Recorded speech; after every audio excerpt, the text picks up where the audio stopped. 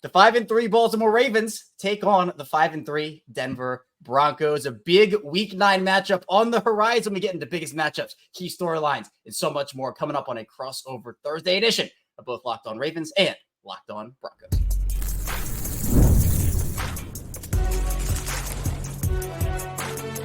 You are Locked On NFL Crossover, part of the Locked On Podcast Network. Your team every day. Welcome in to a crossover Thursday edition of both Locked On Ravens and Locked On Broncos, part of the Locked On Podcast Network. Your team every day. I'm the host of Locked On Ravens, Kevin Ostreicher. He is the host of Locked On Broncos, Sayre Bedinger. And of course, we are here for you 5 days a week with both Ravens and Broncos coverage. We're free and available for you all podcasting platforms, and includes in video form on YouTube where you can like and subscribe. Also in audio form where you can follow along and subscribe over there for 5 days a week of Ravens and Broncos content. Today's crossover Thursday edition of both Locked On Ravens and Locked On Broncos is presented by Prize Picks. Download the app and use code Locked On NFL to win $50 instantly when you play $5. Sarah, we have an absolute awesome matchup on the horizon for these two teams. The Ravens coming off of a tough loss to the Cleveland Browns in Week 8, hoping to bounce back at home. And Denver's having a heck of a season so far with that 5-3 record. I think better than a lot of people's expectations for the team going into the season. And I know maybe going into 2024, we were kind of looking at this and saying, oh, okay, this is probably going to be an easy Ravens win. Like, what's Denver going to do this season? Well, you got a top-ranked defense in the Denver Broncos. You got a top-ranked offense in the Baltimore Ravens. Man, I'm looking forward to this one. Yeah, it's going to be a lot of fun. And as always, Kevin, it's great to get to you and I are almost like co-hosts in a way at this point. I feel like we do an episode every year. We always talk on Locked On NFL. So good stuff. But looking forward to this matchup. I think you and I kind of chatted even before the season. We're maybe penciling this game in as a win for the Ravens based on kind of the trajectory for the Broncos or the expectations for the Broncos. But it's interesting how just when the NFL plays out the way that it does, both of these teams sitting here at 5-3, although the optics of both of these teams very, very different. Of course, I think the Ravens are viewed as largely a legitimate contender, like a legitimate threat to the Kansas City Chiefs in the AFC to represent in the Super Bowl, while as the Broncos are kind of, and I heard it said, or somebody commented on one of our shows, like Broncos are kind of playing with house money a little bit right now, which kind of does feel like the case. You got Bo Nix developing. You're kind of having your cake and eat it too by winning games while the quarterback develops and the defense playing better than anyone expected. It's been a fun season for the Denver Broncos.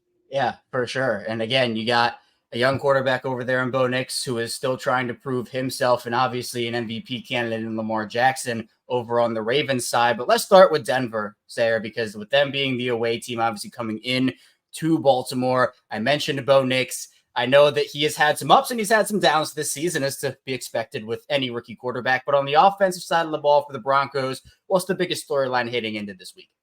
Well, it really is going to be whether or not Bo Nix puts up the same type of performance that we saw against Carolina in Baltimore, right? And I think that's obviously a little unfair to expect of the rookie quarterback. But at the same time, you know, there's a lot of people out there that are saying, well, Bo Nix hasn't really played any real defenses yet, which I kind of take issue with based on who the Broncos played, when they played them, things like that. But I mean, it's definitely going to be different than Carolina. I think we can all admit, even though Ravens are 26th in scoring defense right now, it's a different ball game when you go to Baltimore, playing in a stadium that's very hard historically to get a win for anybody, much less a team with a rookie quarterback. So it's going to require a ton of great preparation on Bo Nix's part to do exactly what he did against the Panthers, which was distribute the ball extremely well and put the ball on target and on time. The Broncos offensive line did a great job protecting for him. They're really scheming things up well in the running game, which is creating a lot of opportunities for run action,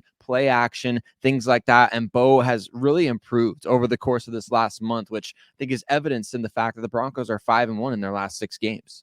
Yeah, it's been really cool to watch Bo just be able to develop over the course of this season so far. And obviously you mentioned Baltimore's defense, which the run game defensively has been awesome, but it's that pass defense that has really given the Ravens issues. And so for Bo Nix, if he can get Cortland Sutton going early, you know, if he can get a couple guys kind of in the groove, we have seen time and time again this Ravens defense in that secondary kind of fold. And usually when you talk about rookie quarterbacks with this Ravens defense, sometimes they struggle. In fact, a lot of the time they struggle because of all the looks that they can throw at a young quarterback. But it feels different this season. And for Bo Nix, I mean, obviously that's a very good sign for him. And I know that, again, the passing offense in Denver, in the 20s in terms of net yards per attempt. The rushing offense, though, you look at Denver's rushing offense and you got they're 13th. They're kind of middle of the pack, 4.5 yards per attempt. So somewhat of a balanced group over there. But Javonte Williams, Sayre, always intrigues me. And I know that, in Denver, they've been like, okay, is this the year? Is this the game? Is this the month that Javonte breaks out? I mean, what has Denver's running game looked like this season? And has Javonte been a guy that Denver can rely on, or are they still waiting for that to pop up? Well, they've got 6 straight games with over 100 yards rushing, which for the Broncos, after the way the season started, that's really good news because the running game was non-existent for the first 2 weeks. And Javonte specifically has seemingly had we're on almost like a pattern of 2 bad games, 1 or 2 good games, 2 bad games, 1 or 2 really good games. It just so happens that he's had a bad game most recently here for the Broncos against the Panthers, where, I mean, the running game wasn't really doing much. Javonte dropped a pass that could have been a big gain down the right sideline. So not necessarily his worst game by any means, but it's one of those situations where I don't think they've been able to really rely on him. I think you saw a lot of fantasy football people with that Thursday night matchup against the Saints where he scored 2 touchdowns. So they're like, the 1 week I put Javonte Williams on the bench. You know what I'm saying? He's kind of that guy, I would say, in terms of just how he's been, utilized this season and how effective he's been throughout the course of the season. So he's still kind of in that realm of, what are you getting from Javonte on a weekly basis? Is he going to be that guy that's dragging tacklers around? Or is he going to be a guy that, man, he lets one thing snowball into the next, like a fumble turns into a dropped pass, turns into a misblocking assignment, et cetera, et cetera. And so it's just been one of those years for Javonte. Yeah. And again, I think if Denver wants to establish something on offense, you got to get the ground game going in some way, shape, or form. And if that pattern is anything, does he go back to having a good game for the Ravens' sake? Hopefully not. For Denver's sake, obviously, that's the hope. But let's move over to defense there because this unit has just been absolutely unreal, led by a whole heck of a lot of players. I mean, they're the best passing defense in the NFL. They're a top 5 rushing defense as well. Obviously, I think the guy you think of in this Denver defense just from afar is Pat Surtain and just what he's been able to do over the course of his career, particularly this season. But really, it's not just him. And Sayre, it's not necessarily guys that, are these household star names. They're getting production from everywhere on that group. So for defensively, Denver-wise, what's the biggest storyline here? Well, it's the anonymous crush, as John Gruden so lovingly dubbed them a couple of weeks ago. The anonymous crush, guys that are kind of just bringing pressure from all angles. The Broncos lead the NFL with 181 total pressures, according to PFF, through the first 8 weeks of the season, and they're getting pressure from everybody. Nick Bonito has a sack in 6 straight games.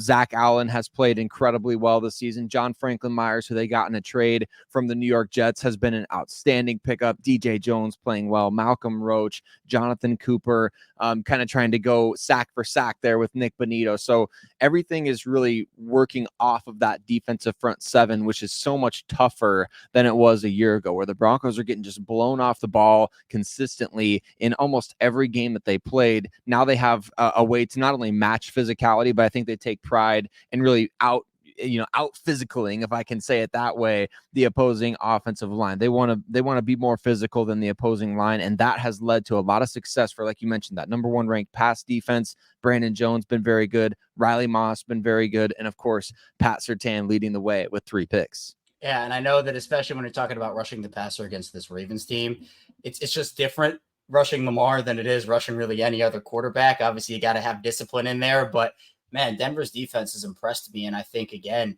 if you can slow down any one aspect of this Ravens offense and you can make them kind of go to something different, it's a pick your poison offense. But honestly, for Denver, it's a pick your poison defense because they've been so good in almost every single facet.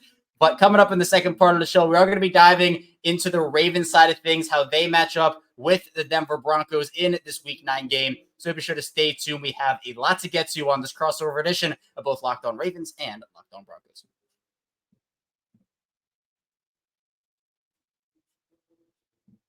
First, this show is brought to you by 5 Hour Energy. Our friends over at 5 Hour Energy know that being a passionate football fan isn't just a hobby, it's a way of life. It takes a lot of energy to power through all-day tailgates, touchdown celebrations, or an agonizing second overtime, which is why they've created the Stand the Fan 5 Hour Energy Shot with a special flavor called Fan Fuel, the energy shot made just for super fans like you, the fans who are first in the parking lot and who are last to leave. We see you. And you know what else might give maybe me a bit of Ravens or for Sayre Broncos fan fuel this week. For the Ravens, the moment when maybe Deontay Johnson, the Ravens' big acquisition, plays this week for the Ravens, or maybe the Broncos side of things. Maybe Bo Nix has a big game. Maybe that could give you some fan fuel. 5 Hour Energy knows that no matter what team you root for, being a fan requires heart, soul, and a whole lot of energy. Whether you're prepping for the big tailgate or ironing your jersey, your game day to-do list is always a mile long. That's why the limited edition Stand the Fan 5 Hour Energy Shot is here to help keep you fueled throughout the season. What's your fan fuel this week? Whatever it is, do it with a 5 Hour Energy. Available on 5hourenergy.com, shipped nationwide.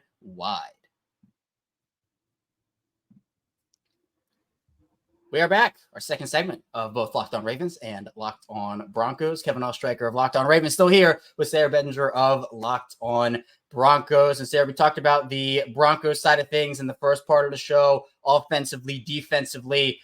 Flipping over to the Ravens side of things, the biggest storyline for Baltimore has to be the acquisition of Deontay Johnson. He was practicing on Wednesday with the team.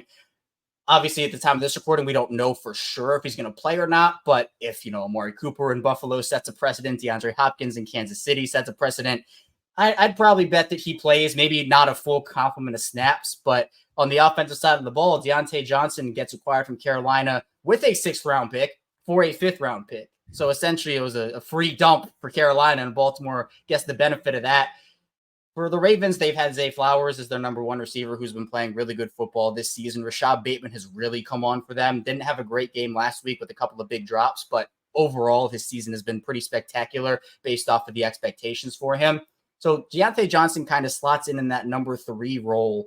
And while, again, expectations aren't just going to come in here and catch 10 passes a game for 150 yards and 2 touchdowns, I think the Ravens had issues with their receiver depth outside of their top 2. It was Nelson Aguilar's their 3. Guys like Tylan Wallace is their 4. And Deontay Johnson couldn't stop raving about the Ravens when he came in here. There's this viral video of him saying, I'm going to show you. And he was on the phone getting ready to come to Baltimore. And then he's talking about how he's willing to do whatever the team needs him to do, and going from, where he was in Carolina, which admittedly, Sayre, you played him last week. It's a dumpster fire over there. Yeah. And now you're coming to Baltimore. It's a different vibe. He's back in the AFC North now too, after spending a handful of years with the Steelers. So a lot of people are excited about the move. Now, some people are not excited about it because it's not a defensive player. And like we kind of trickled in there in the first part of the show with the Denver offense, the Baltimore defense certainly needs some reinforcements, but it's going to be interesting because you have a very talented Denver secondary. And it's not just Deontay Johnson, but obviously not even receiver-wise. What about tight ends, right? Mark Andrews, Isaiah Likely, you got to account for. Denver certainly has personnel to match up with everything, but this pick-your-poison offense just added another weapon in Deontay Johnson. And if anything, if the defense can't stop any other opposing offense, I guess the Ravens are just trying to outscore everybody 51-50 and call it a day.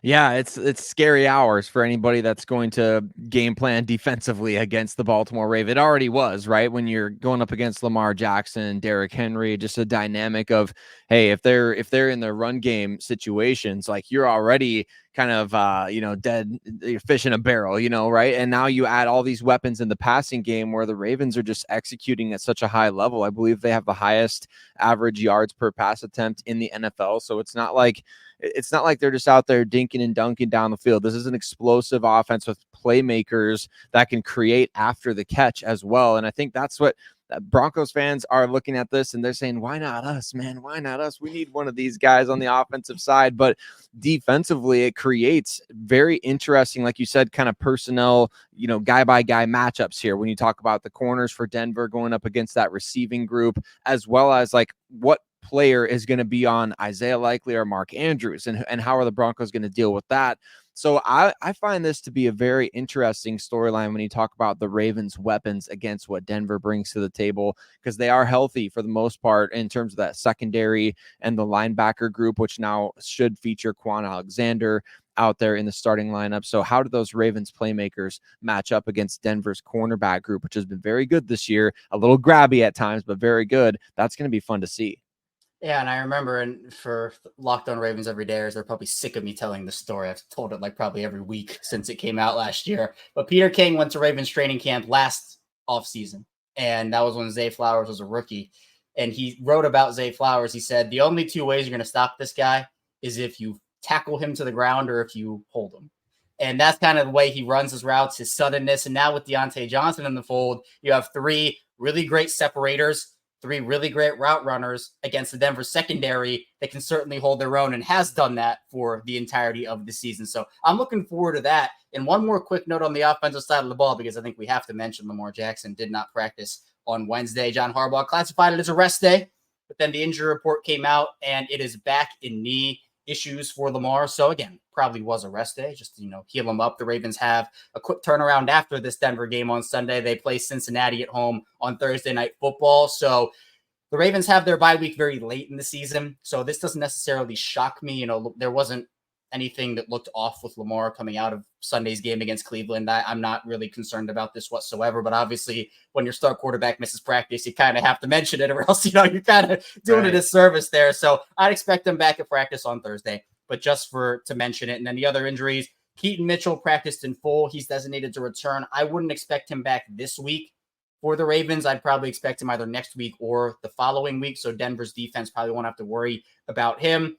But on the offensive side of the ball, really nothing else for the Ravens, but defensively, Marlon Humphrey missed last week's game. He was limited on Wednesday. Possibility he plays this week, and obviously it'd be a big get to get him back because he's been their best cornerback by a pretty wide margin this season. And I know Courtland Sutton has had some up and down weeks, but he's played great this season. And, kind of greedily, he's the guy that I've been targeting for Baltimore for past couple of seasons. And I'm just like, come on, just send him over here. But obviously Denver has no reason to with the way they're playing right now. But Marlon was limited. Travis Jones, who's probably one of their best interior pass rushers right alongside Nnamdi Madubuike, he was not practicing with an ankle injury. And then you have other guys like Brent Urban, who did not practice with a concussion, and Michael Pierce, their other defensive lineman, was placed on injured reserve on Wednesday. So Baltimore is very, very thin on the interior of their defensive line. That's probably the biggest storyline for Baltimore's defense, if we're not talking about how terrible the secondary has been and how many dropped interceptions they had against Cleveland on Sunday. I mean, that's probably the biggest one. But again, Denver's offensive line is probably going to be playing a very depleted interior on the defensive front for the Ravens. And obviously, what that could mean is, you talked about that bad, good flip for Javonte. Does that mean Javonte can get sprung? Can guys get to the second level easier? And for Bo Nix, does that mean that he'll have more time to throw in the pocket? Because Baltimore's pass rush has also been non-existent. And obviously, if you're a rookie quarterback, or just any rookie quarterback, the more time, the better, because you don't want things to be overcomplicated, despite how good or bad these guys can be. And I think Bo has, exceeded my expectations for the start of this season. I think if he gets time in the pocket to throw, and the ability to go through his reads and not feel pressured or under duress, that could be scary hours for the Ravens, because while Bo has had some low lows of this season, he's also had some very high highs. Yeah, I think that's kind of where you get into like what we saw last week against Carolina, where Bo struggled with footwork 2 weeks ago, kind of wasn't setting his feet on some of the easy throws against the New Orleans Saints, wasn't necessarily trusting his eyes when guys are kind of coming open in the progression. And we saw a drastic kind of turnaround against the Carolina Panthers in the following game. And we saw him kind of he was just dialed in, just locked in from the start of that game. The Broncos' pass protection has been very good for the majority of the season, I would say, outside of maybe the first week or two of the year where they gave up some pressure. Bo Nix has 3 games already where he hasn't taken a single sack. And that's obviously a credit to not just the offensive line, but his escapability. But we finally did see over the course of the month of October just his willingness to stay in the pocket, not necessarily always be looking to run at the first sign of pressure, but really be willing to stay in the pocket, look at through his progressions and hit the open receiver with confidence, just drive the ball through the shoulder pads. And so if the Ravens allow him to sit back there, he's still getting paid to play. He's a rookie quarterback. He may make the occasional bad throw, but it kind of adds a little bit of wrinkle of intrigue to this overall matchup, that there is sort of an area like an Achilles heel there for the Ravens defense that the Broncos, oddly enough, you wouldn't think based on what people said going into the season, but maybe throwing the ball could allow them to come into Baltimore and maybe pull something off. Could be. And I know for the Ravens defense, they are looking for a bounce back because they had a gauntlet of quarterbacks over their first 7 weeks of the season. And, Zach Orr is a new defensive coordinator. It's his first time ever calling plays, high school, college, pro. He has no experience. It's been certainly a learning curve, but, they made Jameis Winston look like prime Lamar Jackson out there on Sunday. And if you do the same to Bo Nix, I think you have much deeper issues at this point. It's nothing against Bo Nix, obviously. It's just like, if a rookie quarterback can do that to a defense that, could have Marlon Humphrey back, has Kyle Hamilton, Brandon Steele, like all these guys, I mean, what else? And plus there's drama with Marcus Williams, who declined an interview request on Wednesday by the media, who was active for the game on Sunday, did not play a single snap. John Harbaugh said it was an internal type situation. And whenever you hear the words internal, it's never good. It's never good. There's always some sort of drama probably associated with that. So we don't even know what's going on with Marcus Williams. Eddie Jackson had one of the worst games in Ravens franchise history on Sunday, replacing him. So in the secondary, they have all sorts of issues as well. So maybe a get-right game against the Broncos, but nobody underrate this Denver team, please. Because, again, we have seen teams go in and they might not have had high expectations coming into the season. Sometimes, while I think Baltimore's roster is, especially on offense, more talented than Denver's, Baltimore can sometimes play down to competition. So it's something you have to keep an eye on because they did it literally last week. And it's not like we haven't seen it in a while. Literally less than a week ago, Baltimore did exactly that. But coming up with the final part of the show, we're going to be diving into keys to victory. What are things that both the Ravens and the Broncos need to do in order to pull off a win in week 9? Plus, we'll get into some mini predictions and a lot more. So be sure to stay tuned. We got a lot coming up on this edition of both Locked On Ravens and Locked On Broncos. First, this show is brought to you by FanDuel. Get ready to tackle the NFL action with FanDuel, America's #1 sportsbook, because right now new customers can bet $5, get $150 in bonus bets if you win. The FanDuel Sportsbook app gives you everything you need to place live bets on the NFL all in one place. So to get a hunch in the middle of the game, you can check out the latest stats, view live play-by-play, and so much more on the same page where you place your bets. Just visit FanDuel.com to join today. I'll get started with $150 in bonus bets if you win your first $5 bet. That's FanDuel.com. Never waste a hunch and make everyone more. FanDuel, official sportsbook partner of the NFL. And this show is sponsored by Bilt. All right, real talk. We've all been there. You might be feeling like you're stuck in this loop of rent payments or feel like you're burning cash with those rent checks. It's frustrating, right? But here's the deal. Bilt Rewards has figured out a way to make rent more rewarding. Say goodbye to the money bonfire and hello to a renter's revolution with Bilt. Bilt is breaking ground as a neighborhood rewards program that hooks you up with points on your rent. Every month, pay your rent when watch the Bilt points roll in. Use points to jet off on a dream vacation. Put your points towards a flight or a hotel stay with 500 plus airlines and 700,000 plus hotels and properties. You can also use your points to book fitness studio classes, redeem them towards a future rent payment. They're designed to meet your lifestyle. Pay rent hassle-free through the Bilt Rewards app. Your rent game just got a major upgrade. Bilt points have been consistently ranked the highest value of point currency by the Points Guy and Bankrate. Earn points by paying rent right now when you go to joinbilt.com/LockedOnNFL. That's JOINBILT.com/LockedOnNFL. Make sure to use our URL so they know we sent you. Joinbilt.com/LockedOnNFL to start earning points with your rent payments today.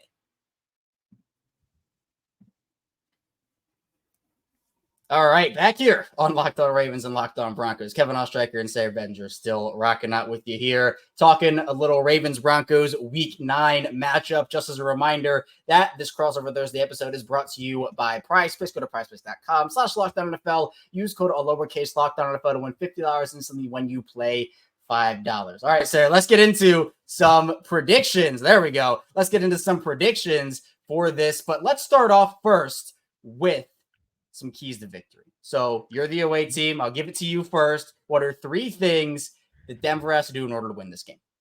Well, number one, and it's a key every single game for the Denver Broncos, is find a way to make the opposing quarterback's life miserable. And that, like you said earlier, going to be very difficult to do against Lamar Jackson, bordering on impossible given his skill set, but maybe not if he's hurt going into this game. We'll see, but still a tough task nonetheless, because 75% of Lamar Jackson is probably more athletic and a crazier playmaker than the Broncos will see all year at the quarterback position. So number one is try to make the opposing quarterback's life miserable. In this case, you're trying to do it against just a guy who's probably about to win his third MVP award, right? So that's the number one thing. Number two, your guys got to go make plays for the quarterback. Bo Nix had 4 total touchdowns against the Carolina Panthers, and still the Broncos left a number of huge plays out there on the field. 3 touchdowns dropped by receivers. So another couple of fumbles last week. Can't have that. And that leads to key number 3.